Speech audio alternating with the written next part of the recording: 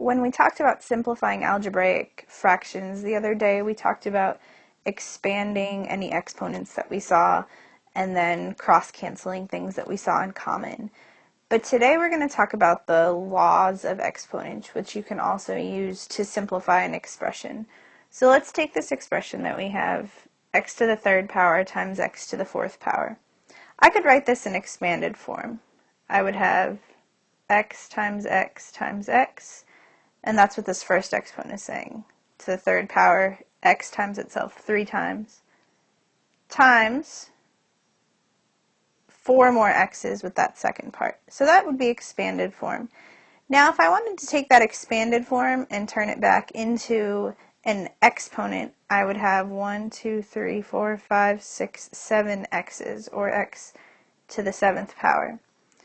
So how did I get from start to finish? And how could I get from start to finish without actually drawing it out in expanded form?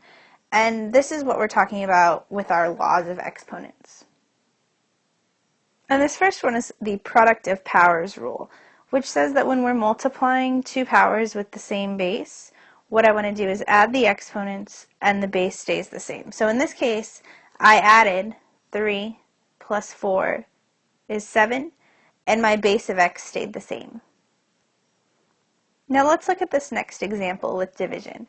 I'm going to start out the same way. I want to write this in expanded form. So x to the fourth power would be x times x times x times x in my numerator, and then as the denominator I have x squared, or x times x. Now I can do the same thing. Every time I see something that is in the numerator and the denominator, I'm going to go ahead and simplify. So I can take one off the numerator, one off the denominator, and I can match up another one. And we did this exact same thing when we were talking about simplifying algebraic fractions, but what I have left is 2 x's, or x times x, x squared. And this is an illustration of the quotient of powers rule. And that says that when we're dividing two powers that again have the same base, or x, we subtract the exponents and the base stays the same. So that x stayed the same, and 4 minus 2 is 2. Take a minute to write down these two rules if you haven't already, and we're going to look at a couple of more examples. Look at this example where we still have a base that's the same, our x, but now we have some coefficients. What I'm going to recommend that you do here is separate the coefficients from the bases. So if you remember, the associative property of multiplication tells me that I can change the grouping of my numbers when I'm multiplying. So I can pull out this 2 times 4, and also remember, when there's no symbol but you have a variable and a number right next to each other, it's multiplication.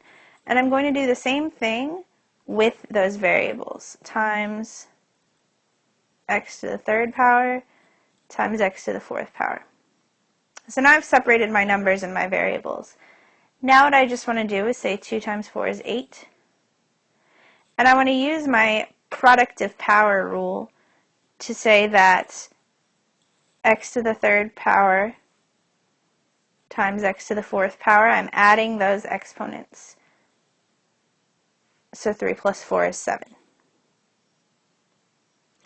If I was dividing with coefficients, it would look very similar.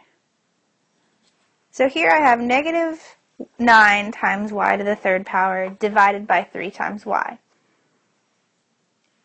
If it helps to go ahead and separate those coefficients, you can, but in this case we looked at examples like this when we were simplifying algebraic fractions.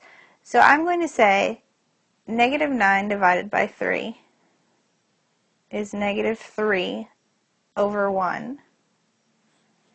And my laws of exponents tells me that I'm dividing two powers with the same base of y. And you don't see an exponent next to that y in the denominator, which means that it's 1. So now I can say 3 minus 1 is 2, or y squared. And that 1 next to that y is not really necessary because it'll just be y squared when we multiply by 1. So I can rewrite that as negative 3 divided by y squared. And this final example that we're going to look at is when we have a power raised to an exponent. So I have the quantity of, in parentheses, 4 times z cubed squared. And so what this would look like if we were to expand this squared is telling us that this is how many times, 2, we want to multiply our factor here by itself.